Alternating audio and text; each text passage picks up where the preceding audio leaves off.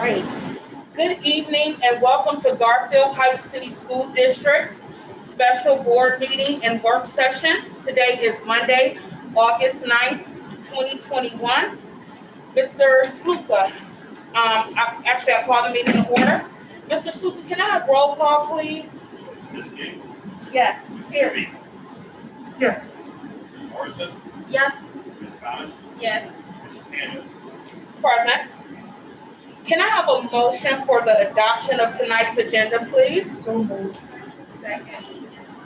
Mr. Saluka, that was moved by Mr. Juby and second by Ms. Thomas. Can we have roll call, please? Mr. Kirby, Yes. Ms. Thomas, Yes. Ms. King, Yes. Ms. Morrison, Yes. Mrs. Daniels. Yes. This evening, we will start our board meeting with presentations. Mr. Hanky? Thank you, President Daniels. There are a few folks on the agenda tonight that came here, and I would like to introduce them to the board. Afterward, just for the board's information, I told them that they could go when they're on the agenda. So, just by way of introduction, I'm going to go in order of the board agenda. Mrs. Risley, Leanne Risley, has been with us for some time, and she is our successful candidate for the Teaching and Learning Assistant Superintendency. Mrs. Risley completed her assistant superintendency, her superintendent's course at Cleveland State University. We've done some modifications to the teaching and learning area, which I think will be very beneficial to us. And we're happy to recommend to the board an elevator to that position. Mrs. Risley, would you like to say a word? Thank you. Daniels, board, thank you so much. We're grateful for this opportunity to continue our working relationship and keep moving forward towards our common goals. Thank you. Thank you. And congratulations. Thank you so much. Secondly, I'd like to welcome Tom Price as our new assistant principal in Elmwood. Tom comes to us from the charter school arena in another area close to here. Previously, he was in a large district in Florida, and we're thrilled to have him on board as well to help us out. Mr. Price, you might say a couple words. Thank you. I'd like to thank Mr. Hanky and Mr. Madden. I just met Alex, right? So it's wonderful. So it's great. Very excited. My wife Amanda and I came out. We're very excited to be part of the community and take the next step. I'll finish my dissertation in a couple of weeks, and I'll be Dr. Price. And I'm already married to Dr. Price, so everything is good there. Our mail will be the same. We're looking forward to a lot of fun things at Elmwood. Ms. Abraham and I, we've got a lot of good ideas. We've led a great path so far. I'm just looking to follow her and really enjoy this school year coming back out of the pandemic. So thank you so much. Welcome, Mr. Price, to the Garfield Heights City School District. And lastly, Gina, and she goes by Gina Bazier. She comes to us as a supervisor of teaching and learning from another first-rate school district here in Cuyahoga County. She's got many years of experience working with a diverse community of learners, and we're happy, thrilled to have her on board and have her expertise for our team. Ms. Bazier? Board of Education members. Thank you for the opportunity to be part of our public school. It's an honor to take this position with you to be part of the team. I look forward to working with each of you and the members of our educational community to strive for success for our students, hopefully this year and many years to come. Thank you. Thank you, and welcome to the Garfield Heights City School District. President Daniels, I would provide a presentation. Thank you, Mr. Hanky. Mr. Sluka? I apologize, Mr. Sluka. I wanted to throw things our last person bringing on and supervisor capacity. I'm sorry, Mr. Sluka. I apologize. You're not staying for the presentation. No, It's going to be part of the presentation, but I just wanted to introduce Gina Nichols. She was the successful candidate to the service supervisor. She's well respected in our cafeterias amongst all the staff. I'm sure you've heard her name. It's just like head and shoulders above. She did a great job. Well, welcome, Ms. Nichols, into your new position. We are truly looking forward to you excelling our food program here for our students in the Garfield Heights City School District. So, congratulations. Thank you. Before everyone's dismissed, do any other board members have any comments they would like for our new hires? I just want to say welcome to everyone.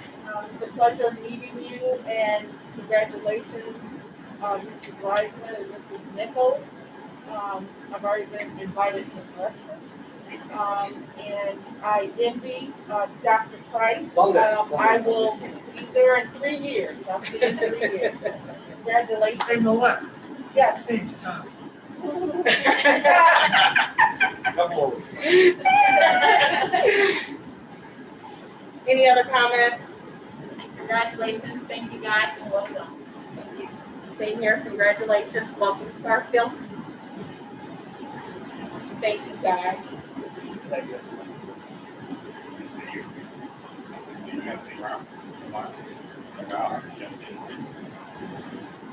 So what we wanted to do in conjunction with introducing Julie as the food service supervisor, I also wanted the board really, because of last year and COVID and everything else, you really did get a chance to fully gain an understanding of just exactly what we did when all the students were in the building with our food service program, and just what role Pasonic Partners played in that continuation and what we're going to be picking back up here as we start the new school year.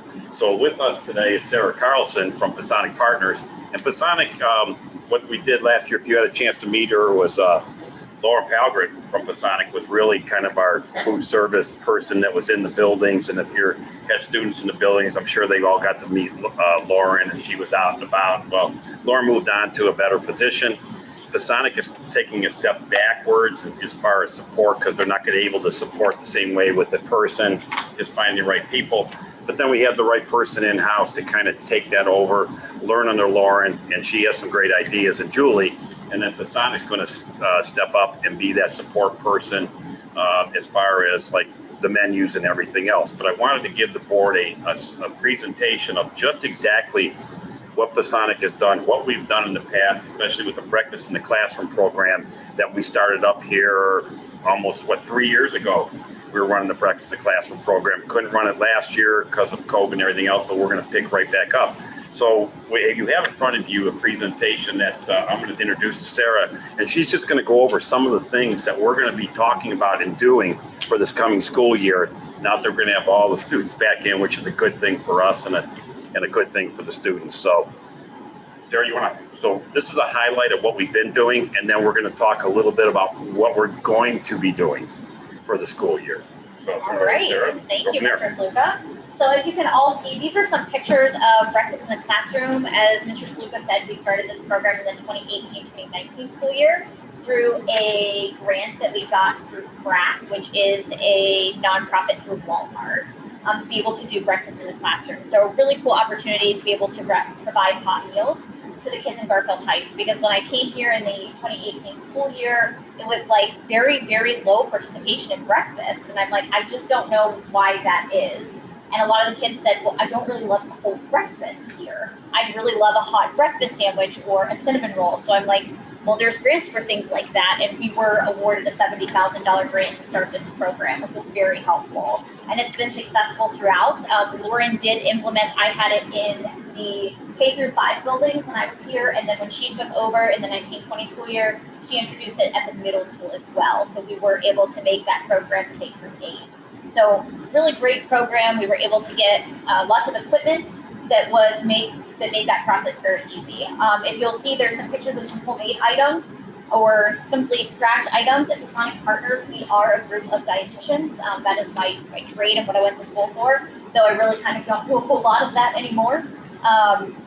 These are items that's still very important that the kids, regardless of what school district that you are in, that they get a hot, wholesome breakfast. And that is our tagline at Pasonic Partners, is wholesome meals, fueling healthy lives. So that's our goal in every single district that we touch, is I want the parents and students to have that same experience, that they get a hot, balanced meal and learn how to pick balanced options. Something that we realized was huge in this district through the Breakfast in the Classroom pilot, and that we also do at lunch, are the parfaits. So your kids love parfaits, which is awesome, because a lot of schools, that's not a favorite, but here it goes so well And that's such a balanced breakfast with the protein in the yogurt and fruit and then whole grain granola. So again, a really easy way to get a balanced breakfast in with the kids. And as a dietitian, I really love to see protein at breakfast. I feel like that's something that a lot of times is what's missing, especially in elementary kids' breakfast. So definitely something that we try to push here and will continue to do in the upcoming school year. As far as allowing the kids to make choices, as you can see here, the kids are making choices off those breakfast cards. We no longer hand them. That was the other thing. The kids had no autonomy in what they were eating for breakfast prior to breakfast in the classroom. So this allowed the kids to pick what they wanted. Because what if you're a kiddo and you don't like orange juice? I know we kind of make a lot of assumptions that every kid likes bananas and every kid likes orange juice. And that's just not the case. So they are able to go up every morning and decide what they want. There's a hot and a cold breakfast option every day for them to choose from, as well as a fresh fruit and then some sort of juice that they can pick. And then they also get to choose their milk variety as well. So again, just teaching them how to eat healthfully. When we look at lunch, so that's our other big push this year, now that your kids are back, which we're very excited that the kids are coming back, as you probably all are as well, especially if you've had kiddos at home and you've been doing homeschooling, virtual learning. God bless you. So we are bringing back the salad bars at the middle school and high school. I know those were also a fan favorite, which I love to hear when kids love salad. So that is something that you will be seeing on the menus again this year. As well as us getting student feedback again. So that was something else we really missed as a group last year. A lot of our districts did not have kids at all in the buildings last year, or for a very limited amount of time, like March through May. So we didn't get to do a lot of samplings and student feedback, so we'll definitely be doing that again, because I think the customer should drive the menu, not me as a dietitian. I may think the menu's awesome, and I may like it. That doesn't mean your kiddos are going to, right? And who better to tell us what they want to eat than the customers, which are your kiddos. So that will definitely be something that we'll continue to train, as well as pushing any kind of made-to-order bar concepts. We love those at Sonic Partners, whether it's build your own burger bar, or build your own taco bar. We want the kids to learn to make choices. I never, as a dietitian, want to force food on kids. I want kids to pick and make the right choices because they pick them, not because I made them eat broccoli. If you don't like broccoli, that's okay. I'm a dietitian. I hate raw celery. So I'm never going to pick that. If your kid doesn't like it, I don't want them to have to pick it either. So those are all things that we'll be working with Julie to make sure that those are things that are options every single day. And then just to look at the past, so breakfast in the classroom, as Mr. Sluka said, we are going to ramp that back up this year. That has been a fabulous way to be able to get wholesome meals right at the start of the learning day. The district has also won awards for breakfast in the classroom as well, so they have been recognized in the state of Ohio, which is huge. Again, with menu variety, we've tried the years that we've been here to continue to inspire a different menu. If you look back through the last 3 years, none of the menus are exactly the same. We make each menu at Sonic Partners to fit your kiddos. So that is something I just want to make sure that everybody knows they are specialized to your kids and what they like. And then obviously community engagement, we want to continue to be immersive and part of the community, because I think that that's a really important part. I get very sad when I go into schools that we work in and I have parents sitting in front of me and they're like, I had no idea that the district had a dietitian. And I'm like, wow, I really have missed the mark somewhere that nobody knows. So I definitely want to make sure that you all are aware of that as well. So the future of the Garfield Heights food service, continuing breakfast in the classroom participation, I think that fueled mind is the best way to start a day and for us to be successful academically. Obviously, the made-to-order salads are back, and we want to get the kids eating fresh foods and making their own choices. Again, surveying the students to make sure that what we're providing them is what they actually want to eat, and making any necessary changes to make sure that the menu right fits your students. And then obviously keeping the plate balanced both nutritionally and financially. So that's something else that we also keep an eye on at Sonic Partners, is plate costs and staffing costs, just so that we make sure that the budget is as balanced as we possibly can be while providing healthy meals to students. Thank you. I think one thing that you're concerned about as a student getting it, and we have to follow the nutritional rules and everything, but I think the worst thing is to see a student walk out of the line and the first thing they do is walk by the garbage can and just start scraping off stuff. Yes. That's just like, you want to just like, but unfortunately, some days, everything else. So I think that's why we're looking at, and this is this is part of the supervisor job, is to go around, not just like help out in the staff in the room and help serve, and no, it's going around, seeing what kids are eating, what they like, what they don't like, maybe engaging and go, hey, I see that you don't, yeah, okay, maybe the hot dog is not the way to go or stop it. But the engagement piece is what we really need to concentrate on this year, because we lost a year of, like Sarah said, we lost a year of getting feedback. I mean, we lost a year of the breakfast in the classroom. We're going to get that back. One of my challenges of talking to Julie and talking to Sarah and talking to Maureen Pasonic is we won awards for the participation of the breakfast in the classroom in the different buildings. They weren't all gold. There were some bronze or some silver. We want to get the gold, because that means that our kids are participating, our students are participating, and they're liking the breakfast, they're liking the lunches, and we want to get that back. Not that we want to win awards, but we want to get the participation back. And we want them to, like, say, you know what, I don't ever want to hear, we don't ever want to hear, we don't like the school meals. Why aren't we eating? We don't like the school meals. So that's our goal for this year, is to engage, plan, and adjust as we go through to make sure that our students are getting what they want, and plus eating healthy. Because there is a way to do that. I know a lot of people feel like if you're going to eat healthy, that it's like horrible, awful. Eating healthy can be fun, and as a dietitian, that's always my challenge, is to figure out how to take the things that you like and allow you to still eat them, but eat in a balanced way, which is what I want to teach. Well, the worst thing I think I ever heard, and I don't know, growing up, the veggies, is that we got to serve the yellows, the reds, the greens, and some other colors. I go, what does that mean? You got to have the colors, the group, and then they explain it to me. I go, that just doesn't sound right.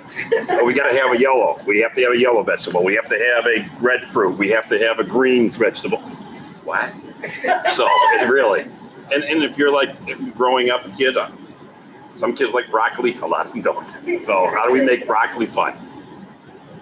So that's our goal for this year, is to ramp that all back up with Sarah driving behind the scenes, Julie out front driving in front of the scenes. And knowing the district, being here for 18 years, she knows the district, she knows the students, and she's well placed to move that forward, to get this year back and then build on it.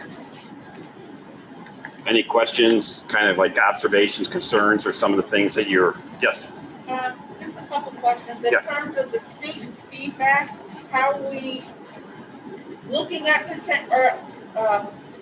obtaining that feedback? Is it paper pencil? Is it going to be something they can quickly fill out on their phone? So my hope would be something digital, especially with COVID, so that there's no touching of paper and pencils. Okay. In the past, what we've done is we've tried to push student surveys through their Chromebooks. Got it. And get them, like, in the class. Can you do a quick survey for us? Have your student log on and do a quick survey, and get that way. We've been pushing like numerous surveys. What do you like, not like, type of thing. Okay. And then my last question is the community engagement piece. How are you looking at getting the community more involved, or educating the community around the healthy options, and the healthy options are nutritious and fun and delicious? Yeah, absolutely. So that's a great question. So I know Lauren had went to the after-school markets and was available for parents to be able to share healthy recipes and share what we were doing in the lunchroom, or even with breakfast in the classroom as well, and sharing that information. So anything that we can get invited to, if it's a PTO meeting, to share something like that. If it is something going on in the community that we can have a table, we more than happily come and share the menus and everything that we're doing. We bring Julie along, so that she can share all that she's doing, so that the community is aware. Because I want that to definitely be the case. I want everybody in Garfield to know that the food here is really good, and we listen to the kids, and we provide the kids with what they want, and we provide them with these. Along with that, we also push our menus to be online, so a student and parents can look at the menu and say, well, okay. And we also have done not just student surveys, but parent surveys. Send out, what would you like to see your child eat? What do they like? What do you serve at home? What can we do? That type of thing, and engage that way too, along with the in-person type in the meetings. Is there any, well, first, normally, what is in the past, what has been feedback from the students as it relates to when you do these surveys, how much they enjoy the meals that we serve? So typically it does tend, so we have to take what they say with a grain of salt. So we can't fry things, unfortunately. That's usually the one comment that we get is, oh, I really wish the chicken and the french fries were deep fried. I'm sorry, we're on the National School Lunch Program and that isn't permissible under those guidelines. But if you peel back all of those kinds of things, the things that we can control, they appreciate the variety. They love the salad bar. That got great feedback. That's why we have such a push to bring that back to high school and middle school, because that's one of the highest rated things on any of those surveys. Breakfast, the hot items, again, very high on there. And let's just, I didn't mean to interrupt, but let's just say not all the breakfast items were popular. Yes. So we needed to like tailor back of the popular versus, and we find out that none of our students, for whatever reason, don't like eggs. No eggs in this district. No Not eggs in this any district. format. Yeah, whether it's an egg McMuffin or an egg bake, just won't eat the egg. I'm not sure what it is, so we kind of like. Have you tasted it, Al? Oh yeah, absolutely. I have tasted all of the breakfast items that we put between the French toast sticks, the cinnamon rolls, the egg McMuffins and everything else. And I think following up on some of the things we heard, even at, okay, you can't fry foods, but there are different spices that maybe you can add on the end to give it a little flavor. And we've done that with some spices at the end where every student can go up and I like this flavor on my food, or I like this flavor. And we've been putting that out there so they can go up and kind of flavorize it with what their favorite stuff is. We were listening on that part of it. Yes. Is it not like an egg muffin American? I know. You know, right? what they'll do is they'll scrape off the egg and then they'll eat like the sausage and the McMuffin or whatever, but they won't eat the egg. It's just like, what's that got? Like, what's that yellow stuff in there? I don't want that. And they'll go to the Pop-Tart. Okay, it's just, and it's, who knows? It's just And sometimes. every group is different. I mean, we might get kids, kindergartners and first graders this year, they might eat eggs Right. because they've been home for a year and maybe they actually got to eat eggs because they had time. So it was just one of those things that eggs just I know, never. it's hilarious. I mean, we mixed eggs in with some ham and stuff like that, and no, we couldn't even like hide it that way. No. So, but that's just some of the things. So, I do have a question just about, as we talk about student education, and the importance, especially in communities like ours, giving kids access to healthy meals. Where do we have time to kind of do the education piece for the students? Because I know that we're really tight on the lunchtime. Like I know my children, they love the salad bar, but then their participation in the salad bar started to dwindle down because they wasted their whole lunch period in the salad bar line and didn't get a chance to enjoy it. Even with our smaller kids, I really feel like one bite education with them and time to kind of introduce them. Sometimes the kids will just throw away unfamiliar items like the egg, like they've never seen it. But where do we have time as a district, or where do we find those opportunities to kind of do some one bite, do some education, getting the kids to taste and try new items, because a lot of times this is their first place that they will be introduced to these items, just versus just serving to them. So that's why we call them eat days or try days. Mm-hmm. So on a non-COVID year when it's safe to do these sorts of things, we will make things and the kids can take a little souffle cup and take it like a little 2 bites. And then there's usually somebody that's standing with like a board and they put a sticker on, yes, I would eat this, or no, I wouldn't. And then we tell them a little bit about it. So the egg can be a great example. Like, we want you to eat this for breakfast because it's high in protein. Did you know? That sort of a thing. So that's what we're hoping to be able to get back to this year, because I know the kids also enjoyed that. Because to your point, it's very hard. We did edamame at one of my districts 2 years ago, and the kids had never seen that. And so that obviously isn't something, if I put little edamame cups out, nobody's going to take that, right? Nobody has any idea, first of all, how to eat it or what it is. So a try day is a great way of introducing those foods where the kids can still take their whole lunch or breakfast, but they just get a little something extra to try it. And then a lot of times we will be able to get like prizes and things from food vendors. So if they try it, they might get a pen or a pencil, or they can be entered into a raffle for a t-shirt for trying the new item. Thank you. Yeah, we have to build on that. You're absolutely right. I know Lauren, when she was here, she was always pushing, maybe I can get in the classroom and talk to a health class or something like that. we need to do that. And you're right. Sometimes our schedule is so compressed, especially at the middle school is compressed, and it seemed like everybody wanted to go to the salad bar, and then nobody's in the regular line, and I can get it, but it's just like, by the time I sit down my salad, there's the bell going, oh, crap, yeah. So I think that's something we need to look at. implementing like a ticket system or something that kind of worked out with the salad bar because it was so popular. But yeah, so it's our challenge. That's one of our challenges that we need to really work on this year and do. So that's, it's one of Julie's challenges.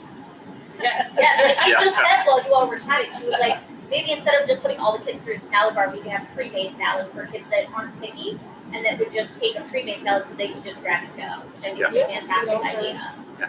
Those are creative ideas that we're looking for that I personally feel like only someone who knows the culture of the district over this amount of time really understands and knows what our students will eat, what will attract them. So I'm glad that you decided to go this route with this position because those are things that I think would be very vital to making sure. I'm very clear. I would like to see numbers rise, not how many plates we're serving, but in this district right now, in the state of our community, these babies need to eat, and they need to have an opportunity to eat food they would enjoy, something that you guys can serve to this Board of Education and we would enjoy. I just don't want them, just having any old thing, but I really want to make sure that our kids are eating and not just being served meals, and that they actually have an opportunity to enjoy the meals that they have the extra pleasure of being here. And I just want to get back to that's the beauty of the breakfast in the classroom, is because you're not rushed to come in, get a breakfast, eat real quick, and then go to your classroom. It's get my breakfast, go to the classroom, eat with your class. Teachers eat for free for breakfast because we want them to model the breakfast too. And that's the whole point of this is the teaching and learning time frame. That's the whole beauty of the breakfast in the classroom program. So you take that at the beginning of class and you're not rushed to get your breakfast in, because that is, we found out early on, numbers show that a student that has to wait for lunch who's hungry because they didn't eat breakfast is more worried about eating their lunch than they are about learning. So that's why we push that. Any other questions? Thank you very much for your time. Really appreciate it.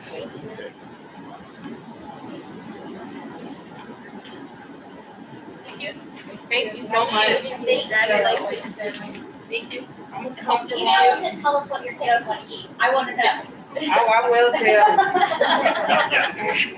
I'll give them your email. I stay out of it.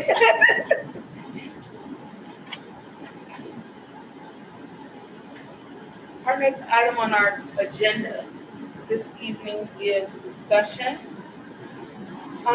Is Wi-Fi up here? Is the Wi-Fi working yet? No.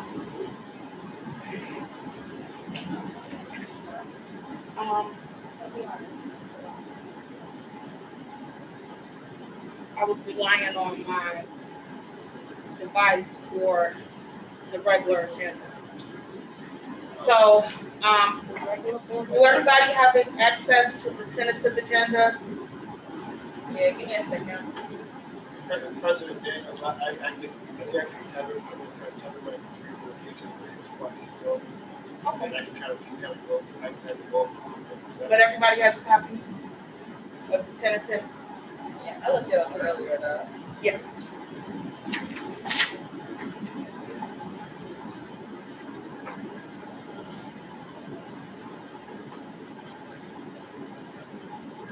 So our first item is discussion on the tentative agenda review. Do anybody have any questions for Mr. Saluka and Mr. Hankey? Do you have anything you would like to share with us relative to what's outlined on our agenda for Monday? That is just give me a couple seconds. Yep, that's fine. Is it okay if we move on to the Board of Education training update while we fill up the tentative agenda?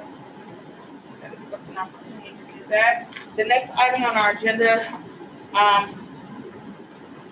will be, item for discussion is the Board of Education training update.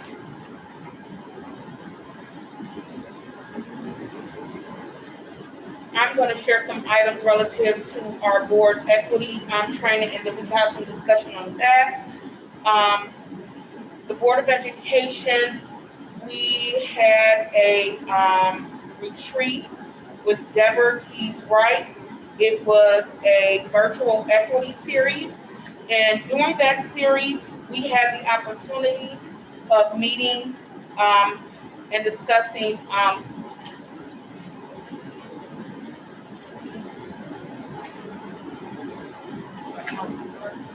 three intricate parts for our district as it relates to governing through an equity lens. The intent of the series, which I would like to share, was designed to create a high-performing governance team who demonstrates the capacity to govern at its fullest potential by utilizing an equity lens to make well-informed decisions on behalf of all of your scholars in the Garfield Heights City School District.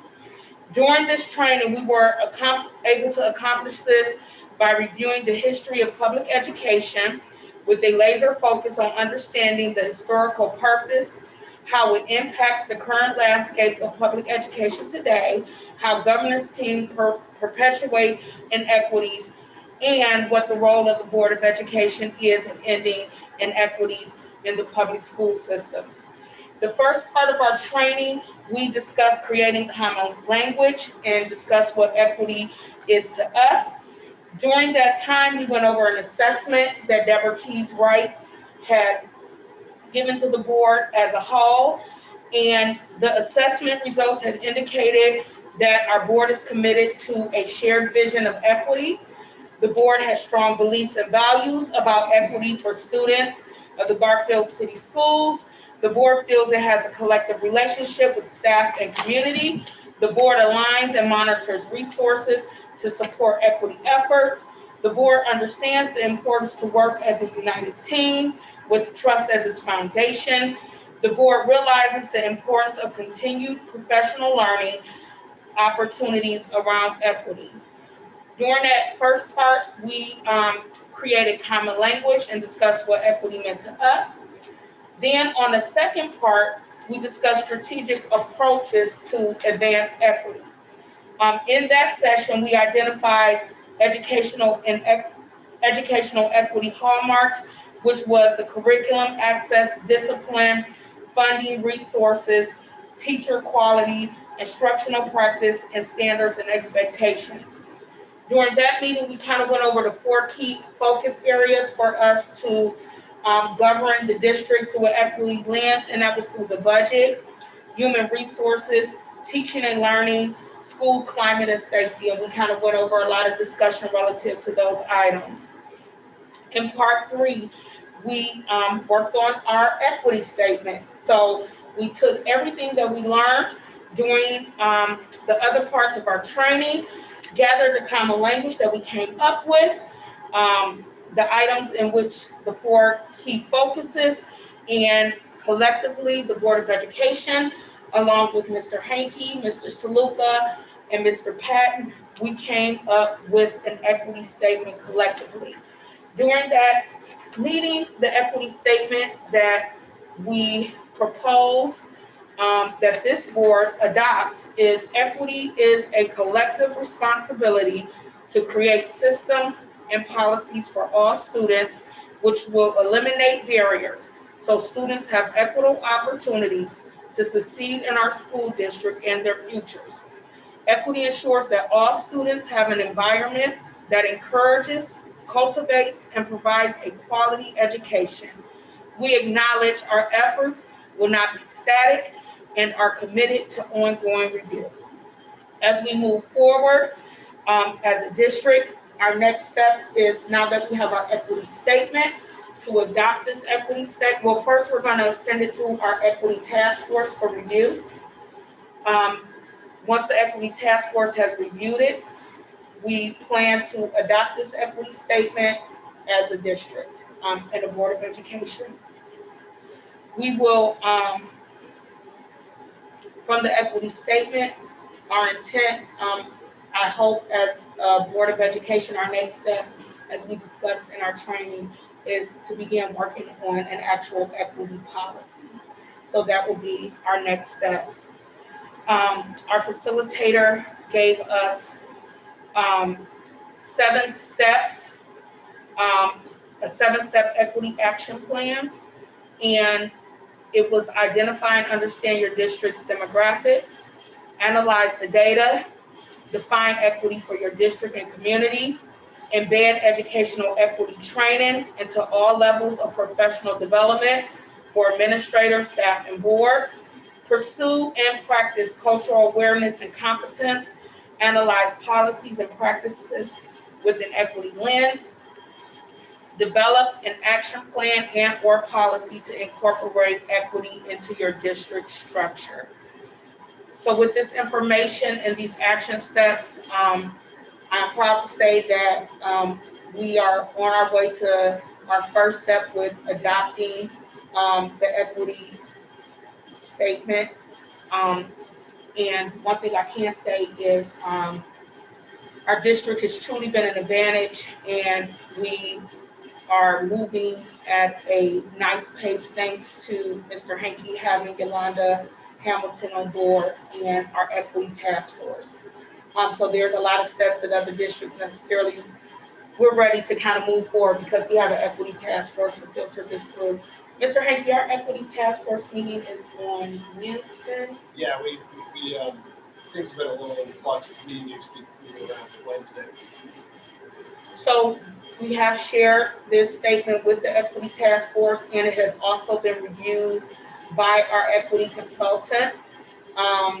We're gonna have final conversation with the task force on Wednesday during our meeting relative to this, and if there's no changes or any further recommendations, we'll be asking the Board of Education to adopt this at our meeting on Monday.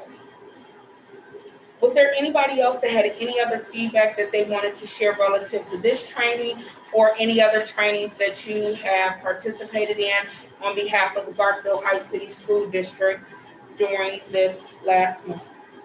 Madam Chair, Ms. Keating? I just want to share a little bit about the NSBA Equity Symposium that I attended July 13th through July 14th. I just jotted down some of my highlights and takeaways from some of the training sessions that I attended during those 2 days. They had a workshop that talked about no BS, which was no bad stats. What they highlighted was understanding what the data really means. For instance, if a student is below grade level in reading, that doesn't mean that the student can't read. They're below their grade level. Another thing that they highlighted was happiness equals success.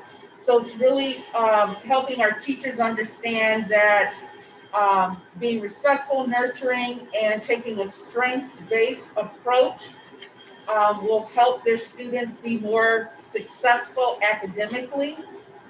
Another session that I went to was unfinished learning, and it talked about using unfinished learning instead of learning gaps or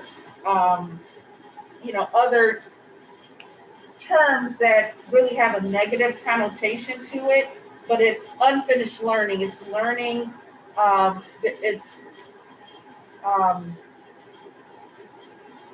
learning that students haven't mastered yet. So it could be sentence structure, but it may be the piece that the student hasn't yet mastered. They talked about building relationships versus discipline. They also talked about changing adult beliefs and mindsets, deficit versus strength. So incorporating a strengths-based model instead of talking about what a student can't do. Understanding that one size doesn't fit all, and that we need to be more cultural and use cultural and contextual influences. Also, continue to reduce bias. They also talked about making sure that as a district, we're changing our systems and policies, and we're making sure that we are fostering student belonging, challenging students to reach their potential, and providing academic and holistic supports. A really good website that they referred to was Ed Trust. And when you open up that website, the first thing you see is fierce advocates for high academic achievement of all students, particularly those of color or living in poverty. So there's a lot of great resources and research on that website. Another interesting session that I attended was athletics and intersectionality in secondary school. It talked about representation of people that look like the students. So for instance, the athletic director, is the athletic director male or female, black or white?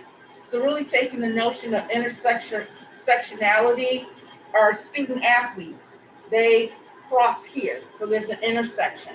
And then if you lay on top of that female or male, that's another intersection. Their ethnicity, that's another intersection.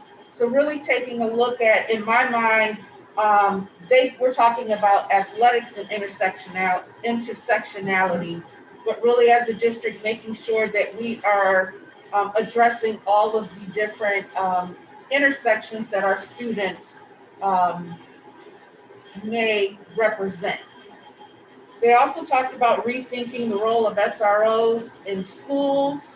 SROs are in buildings to build relationships and keep students safe, but they're not there to be disciplinarians.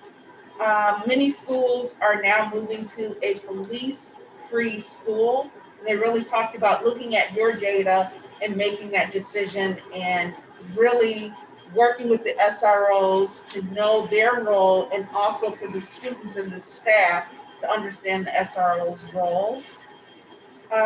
There was another session about restorative justice versus zero tolerance, and how the school to prison pipeline is really an equity issue. Excuse me, equity issue. And as we continue as a district and embedding equity and addressing equity in all that we do, I think that we will be doing our part to help eliminate that school to prison pipeline here in Garfield. And the last one I want to talk about is resilience, the biology of stress. They talk about 4 different types of stress. Eustress, which is good stress, and I had never heard of that term before. They talked about distress, chronic stress, and toxic stress. And that's when a person gets to that flight, fight, or freeze piece. The other thing that I knew about but never heard it talked about this way is the upstairs, downstairs brain. The upstairs brain is your frontal cortex, which is the decision-making piece. And then you have your amygdala in the back, which is the emotional piece. So I knew that part, but I never thought of it in that upstairs, downstairs framework. So that was very interesting. They talked about toxic stress versus trauma. Toxic stress is that consistent flood of danger. Trauma is perceived or a real event that produces fear or hopelessness. 2 other things they talk about, ACEs, which is adverse childhood events, which is an instrument or a tool that you can use to determine events that were in a person's childhood that may have adverse effects on them. I was at a training a couple of years ago, and we were asked to take the ACEs. And in my mind, I'm thinking, I turned out fine. I didn't have any childhood trauma, but when I took the ACEs, I did have childhood trauma. So just think about our students. their scores are probably going to be fairly high. Also, the adults can take this because adults, as myself, I didn't think I experienced trauma, but when I honestly answered those questions, I had. So we really need to look at how our mental health providers may or may not be using the ACEs and how we can really use this as a useful tool to inform us as to where our students may be with their social emotional learning. And the last thing is they talked about mental health first aid training. Well, actually, it's a certification. It's a 2-year certification that you can get. And I actually went through it, and it's very helpful because just like CPR and first aid, it really helps you understand the red flags, warning signs, and how you can get that person safely to help. So that was an awesome training, and it may be something that we potentially can look to bringing into the district from the Adams Board. With that, Madam Chair, that's my report.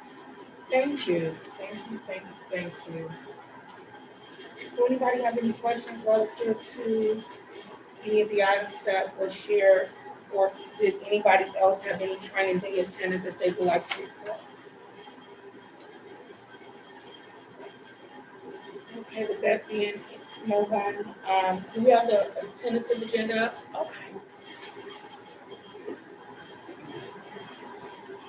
Did anybody have any questions relative to the tentative agenda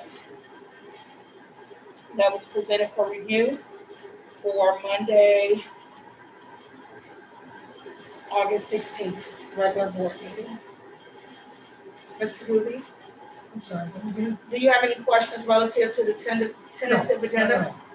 Ms. Thomas? Ms. Morrison? Can I ask about a certified physician? Yes.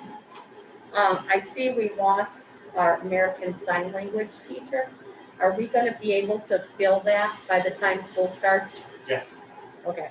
Yes, we were very fortunate that the current teacher was able to obtain alternative licensure to do this. It is very important, especially for students that could be pursuing an honors diploma in the 3rd year of foreign language. So we got very, I'm not going to say lucky, we're fortunate to get the right staff. Awesome. Thank you. Thank you for that support. Ms. King? No. I don't have any questions relative to tentative agenda review. The next item for discussion is the equity statement, in which I shared during my training update. Is there any discussion relative to our current statement that we're proposing to adopt on Monday? No. We'll have feedback. You and Mr. Hank will provide any feedback that you get from the task force. Yes, absolutely. We did present it to the task force once, and they did not have any recommendations for changes.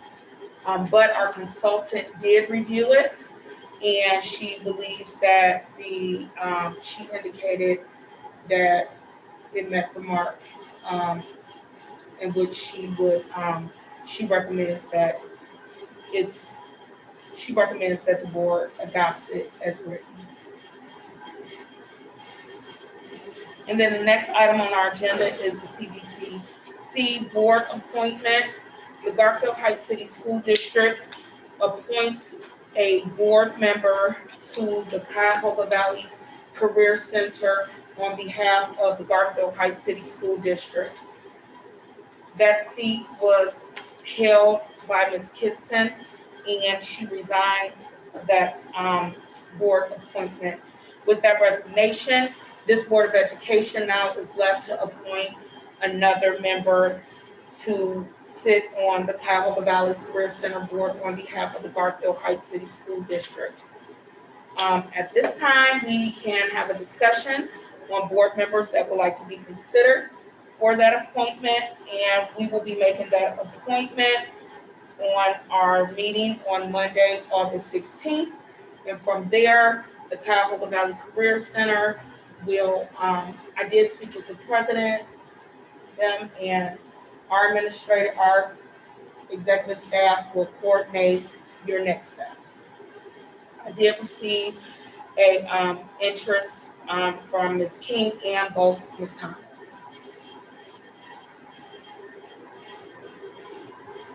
Ms. Thomas, would you maybe want to share why you're interested in serving on behalf of the Garfield High City School District? Absolutely. The CBC board, I think it would help widen my skill.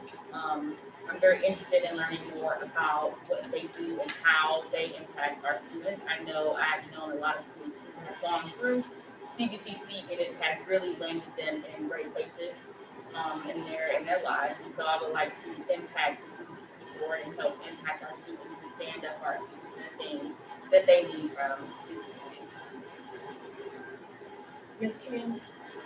My interest also is similar to Ms. Thomas. As I've indicated in several other of our board meetings, I'm really looking at how we might be able to widen our breadth of providing students with career opportunities earlier in their academic career, so that as they get to high school, they and their parents can make informed decisions about a potential track at CVCC, also be better prepared to make academic decisions in terms of classes. So I'm interested in working with CVCC to see how might they be able to support us as we look at bringing career readiness and career opportunities and exploration to our younger groups. I've also had the opportunity through Tri-C to go to CVCC and assist with filling out applications and that sort of thing. And I think that it's important to ensure that our scholars are making some informed choices. And I think that that connection is very key with our high schools, with our colleges in the district or in the area. And I think that this would be a great opportunity to kind of meld a few different interest areas and areas of expertise that I have. Thank you, Ms. King. So I guess we have two board members that are interested. If I can have some feedback from our other board members on which interested person you think will best benefit, best represent the Garfield Heights City Schools, so that we can collectively make the decision. Because I think we have two great qualified board members that are willing to stand up and serve at this capacity. So I would like to thank both of you guys actually for your willingness to extend your service to the Garfield Heights City School District. So with that being said, feedback from other board members on which candidate that we may think, or any input or what you're looking for in someone that's representing us at the CBCC board as I make the decision on the appointment. I think both are qualified, and either one will be a great representative. Do we know what the term is, or how often you roll along the CBCC board appointment? This term actually expires in 2022. Madam President, I apologize. Yes. December 31st, 2022 is the expiration. I do have a question. Maybe you guys could check it out.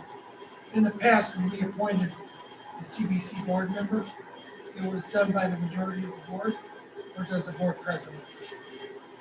It's actually been in the past done by the majority of the board. So we vote on But it. yeah, the person volunteers, just like now, somebody volunteers on the agenda as the appointee and the board votes on it. So we just have to vote, so it's not an appointment. Okay, so we really don't have to have much feedback. The two candidates share what their interest, and then on Monday, we'll just vote right? Madam President, Yes. this is kind of a luxury. This is the first time we had two members in one. Right. I mean, but Joe, that says a lot about, It's a good the luxury. engagement and the commitment that this Board of Education has to the whole student in the Garfield Heights City School District. I mean, that says a lot about us as a Board of Education. Trying to get people to just commit to meetings and then extend your service to the students, that's commendable.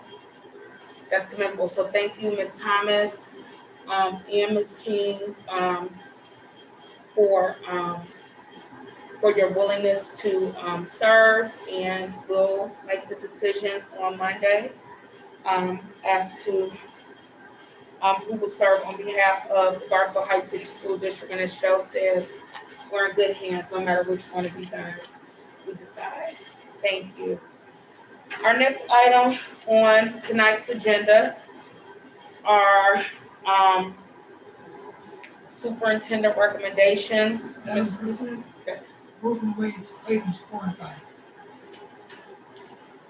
Can I have a motion to move and waive items 4 and 5? Oh, that was moved by moved by Mr. Juby. And can I have a second? Second. And that was second by Ms. Morrison. Can we have roll call, Mr. Sluka? That was moved by Mr. Juby and second by Ms. Morrison. Can I have roll call, please? Mr. Doobie, Yes. Ms. Morrison, Yes. Ms. King, Yes. Ms. Thomas, Yes. Mrs. Daniels. Yes.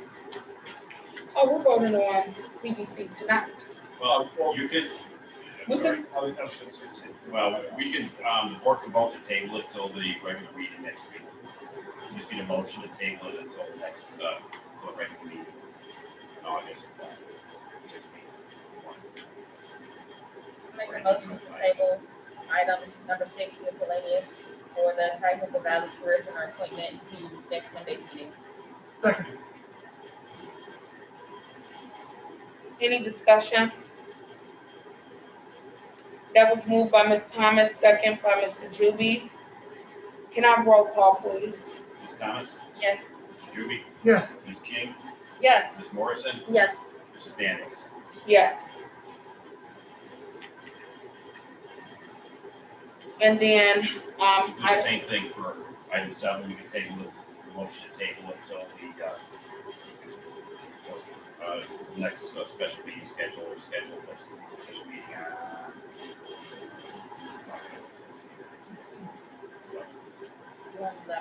That's Thursday. 12th. Yeah, motion to table a special meeting on August 12th. Can I have a motion to table item number 7 So to moved. special board meeting for August, which will be held on August 12th, At what time? 9 a.m.?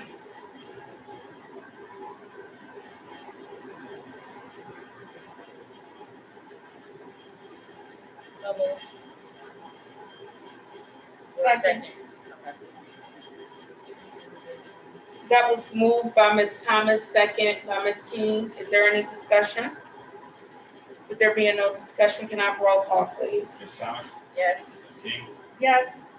Mr. Doobie, Yes. Ms. Morrison, Yes. Mrs. Daniels. Yes. Can I have a motion to adjourn tonight's meeting as of 7 p.m.? So moved. Second. Any discussion? With there being no discussion, Mr. Sluka, that was moved by Ms. King and second by Mr. Juby. Can I have roll call, please? Ms. King, Yes. Mr. Doobie, Yes. Mrs. Morrison, Yes. Ms. Thomas, Yes. Mrs. Daniels. Yes. Next board meeting is going to be special board meeting on August 12th at 9 a.m. and regular board meeting August 16th at 6 p.m. Meeting adjourned. Thank you, guys.